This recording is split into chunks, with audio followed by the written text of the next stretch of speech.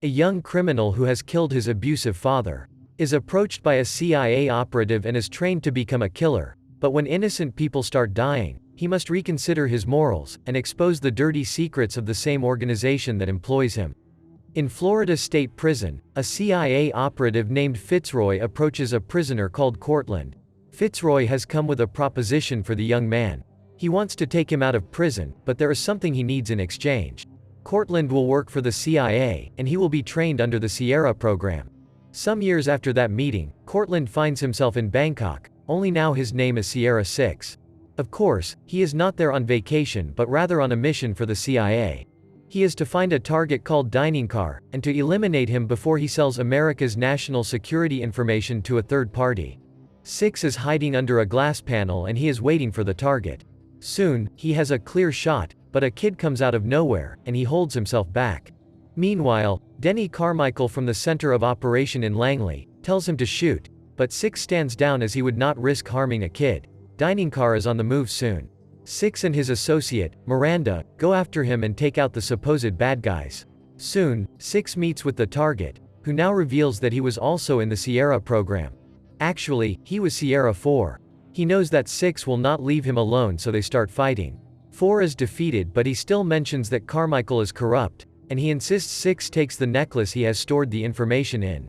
Although he slowly dies, he tells 6 to do his research and bring them down. Carmichael calls 6 to make sure that his men did not miss anything, but 6 keeps quiet, not revealing he has 4's intel. After visiting an internet cafe, and realizing that the data is encrypted, he mails the chip to an unknown recipient. Then, 6 calls a retired Fitzroy asking for help. Fitzroy gives him a location, and says he will have his team to help 6 get out of Bangkok. Meanwhile, Carmichael knows that 6 has the data, and orders his assistant, Brewer, to call a sociopath agent named Hansen in order to go after 6. The next day, 6 meets with Fitzroy's team while Miranda is called by Carmichael, and ordered to fly in Berlin. In the meantime, Hansen visits Fitzroy and asks him where 6 is. Hansen believes that the old man is already helping 6, but then shows him a picture of his niece. Obviously, Hansen has abducted her and uses her as leverage to make Fitzroy play along. In turn, Fitzroy calls his men on the plane and orders them to kill 6. While they quietly approach him, 6 has his eyes open and attacks them first. While the fight rages, the plane starts opening up due to the gunshots.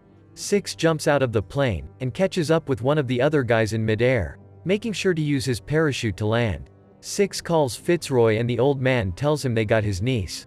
Hansen jumps on the call, and warns 6 to come find him or else Fitzroy will be in trouble. On the other hand, 6 proclaims Fitzroy already knows what kind of business he is in, so he hangs up.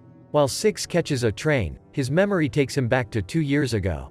Fitzroy's address was leaked, and he was about to go on a mission in Brazil. He needed 6 to go live with his niece Claire, who got dealt a bad hand in life since she lost her parents, and also had a pacemaker inserted in her body. 6 took good care of the girl back then, and he even protected her from a bunch of agents that came in the house looking to harm her. Back in the present day, 6 visits a German guy, who can make a new passport for him, as well as get him the serial number of Claire's pacemaker. 6 writes the pacemaker's serial number on his palm, and then the German guy takes his picture in order to prepare his new papers. However, he has been informed that the CIA is looking for him, and suddenly traps him in a secret hatch.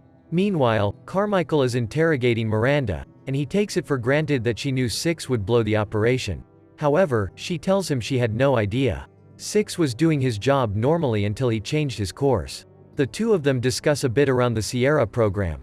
Carmichael states he never liked the idea. These men were just prisoners with no morality.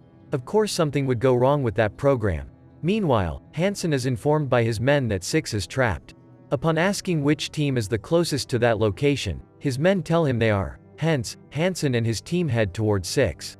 At the same time, 6 has managed to break some water pipes inside the hatch, and water is now overflowing the pit, helping him float up.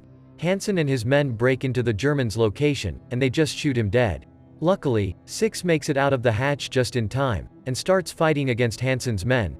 Soon, the two men are nose to nose, but 6 throws a grenade on the floor and runs away. Still, Hansen goes after him, but Miranda appears behind him and shoots him with a sedative. However, she also holds 6 at gunpoint and puts him in her car's trunk. When Hansen returns to his steakhouse with Fitzroy, Brewer busts him for abducting a former CIA operative. Carmichael never authorized something like that. On the other hand, Hansen does not care about it, since he thinks rules don't apply to him. Soon, Hansen figures out that Miranda and Six must be going to Prague. He assumes there is somebody there that Six trusts the most, so he starts torturing Fitzroy for information. Meanwhile, Six and Miranda visit a woman named Margaret, whom Six knows from his past with Fitzroy. Six had mailed the data to Margaret from Bangkok, and she informs them that she was able to hack behind the encryption. Sierra 4 had his hands on secret information about Carmichael, who has been involved in unsanctioned assassinations and bombings without any regard for collateral damage. Unfortunately, Hansen's men find them and break into Margaret's apartment. Margaret leads Six to safety and then sets off some explosives, killing everyone in the apartment along with herself. While Six tries to escape, the Shea police tries to get him. He initially escapes, but he is soon arrested. While he is kept handcuffed in public, Hansen's men appear out of nowhere and start shooting indiscreetly. While chaos ensues, a SWAT team comes to the scene, and they try to fight back against Hansen's guys. One of the bad guys drives a van towards Six, but the latter manages to shoot him, while he also shoots the handcuff that has been restraining him.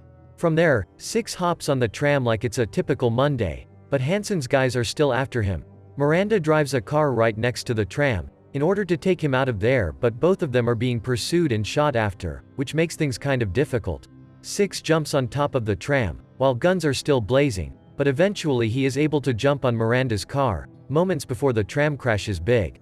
Hansen tries to communicate with his team, but most of his men are killed.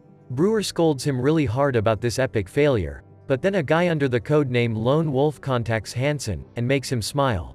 This guy is one of the craziest men Hansen has, so he believes that the mission can't be declared a failure just yet. Six and Miranda have some time to track down Claire, and they figure out she is being held in Croatia. As they try to move on, they are attacked by the Lone Wolf, and a fight ensues between the three of them. Eventually, the Lone Wolf is beat up, but he still steals the necklace with the chip that contains the data. Then, he steals a bike and escapes. Six and Miranda escape as well, and they soon arrive at a new safe house. While Six tries to treat his wounds, Miranda asks him why he went in prison. Six narrates that his father used to abuse him and his brother, supposedly to make them real men. But one night, he started beating his brother up to a point where Six had to decide if he would see his brother being murdered or kill his father. He chose to kill his father. Meanwhile, Lone Wolf visits Hansen's location and gives him the necklace. However, Hansen's happiness won't last long since Six and Miranda pay them a visit as well. Six finds Fitzroy and Claire and the girl jokes with him, saying it took him long enough to come for them. Outside, Miranda is keeping the eyes on her by shooting a bazooka towards the bad guys, and destroying everything on the way, while Six tries to take his friends out of there. Fitz sits against a wall. He has no more strength to carry on. Six and Claire don't want to leave him obviously, but they have no other choice. Fitz tells them to pull themselves together, and Six jumps in the water with Claire. The bad guys find Fitzroy, but he has a surprise for them and detonates a grenade. In the meantime, Miranda has yet another meeting with the Lone Wolf, and almost strangles him. However, he is able to break free. Surprisingly, he does not want to fight anymore, because he believes Hansen is not honorable. What kind of person abducts a little girl? Lone Wolf gives her the necklace with the data, and just walks away. At the same time, Six is attacked by more enemies. Even though he manages to deal with them, Hansen sneaks from behind, and he takes Claire again. Hansen hides inside a labyrinth for a while, but Six finds him. Hansen holds the girl at gunpoint, but soon lets her go because he thinks he is better than Six. He wants to go against him in a hand-to-hand combat. Hansen attacks first, but Six is able to hold him back. Soon, Six gains the upper hand in battle, but Hansen now pulls out a knife to assist himself. He is good at using him and manages to cut Six few times, before he tries to hold him down and drown him in the pond. However, Six remembers that his father used to do the same to him when he was a kid, and summons up his strength due to that memory. Eventually, he puts Hansen into a hold, but then Brewer appears as well and shoots Hansen. Then, she shoots Six on the leg and outlines the plan for him. She will blame everything that happened on Hansen, and she wants him to collaborate to whatever she says. Of course, she uses little Claire as leverage, and threatens him with her life if Six does not play along. 2 weeks later, Miranda, Brewer and Carmichael are sitting in front of a committee of higher-ranked CIA members, and they are basically let to go without any consequences. Carmichael is happy about that, but Miranda tells him their deal is off if anything ever happens to Claire Fitzroy. Then, Carmichael and Brewer go to see Six, who is supposedly being held by them, but they soon realize he has escaped. In the meantime, Claire receives a record with a message that prompts her to play it loud. Then, the shootings start as Six takes care of the men that are guarding Claire. When Claire sees him walking into her room, she is extremely happy as the two of them will get out of there together.